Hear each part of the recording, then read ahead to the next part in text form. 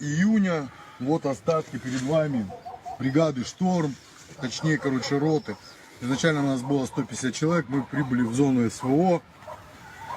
После ожесточительных боев, после всего, что мы увидели, вот остатки пацанов, что остались. Среди нас 2 200-х. Нас сегодня привезли с передовой вот в эти апартаменты. Все в интернете видели это видео, это место. ФСБ угрожал мобилизованным. Ну мы «Шторм» как бы. И сейчас мы здесь отдохнули ровно 3 часа после дороги с передка. Где? На передке, где мы были. Нам не поставлялась БК.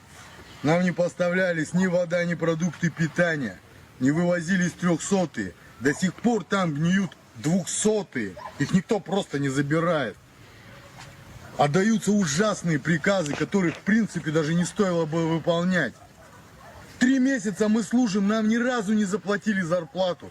Сейчас к нам приехали и сказали: пацаны, надо ехать в приют, наверное, передок. Опять в мясорубку, где мы уже были. Суть этого обращения такова. Мы, записав это обращение, разошлем их и это обращение своим родственникам. После чего мы отказываемся дальше. La question, c'est d'une certaine manière, cette armée qui n'a absolument pas repoussé Prigojine dans les premiers instants, cette armée dans laquelle aujourd'hui semble démarrer une purge, est-ce que ça ne va pas entraîner une sorte de mouvement de désobéissance, de contestation? Des scènes comme ça, on en avait vu il y a quelques mois, mais ça s'était arrêté. Oui, mais le problème de Poutine, et on l'a bien vu dans ses discours, les 4 discours en 24 heures, extraordinaire. On va y venir en détail. Et il y en a un en particulier où il s'adresse à l'armée. Il remercie l'armée d'avoir sauvé le pays, etc., etc., parce qu'il sait qu'il y a ce problème-là. Et ce problème a été éclatant au moment où Prigojine est avancé, parce que personne ne l'a arrêté.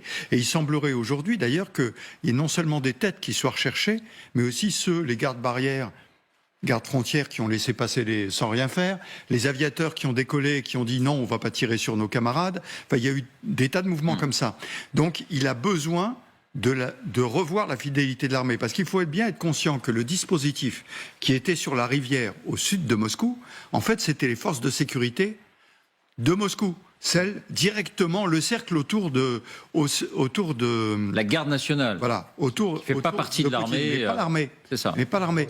Et donc, il a besoin de reconstituer cette armée. Et alors, c'est pour ça que sur l'affaire de Shoigu et Gerasimov, il va falloir attendre un peu. Parce que Shoigu pourra peut-être rester. Mais Gerasimov, à un moment, on va lui dire, bah, écoute, tout ce cirque, c'est quand même un peu ton problème. Hein. Et donc, parce que tu n'as pas su mobiliser les troupes. Et donc, on ne va pas obéir aux injonctions de Prigojine, donc on ne va pas le faire tout de suite, mais on va lui trouver un poste doré, vous voyez, genre grand chancelier de je ne sais pas quoi, quelque part, et puis on va mettre quelqu'un qui essayera de retenir un peu l'armée pour que ces images ne se diffusent pas et ne créent pas un vrai problème sur le front. Ça.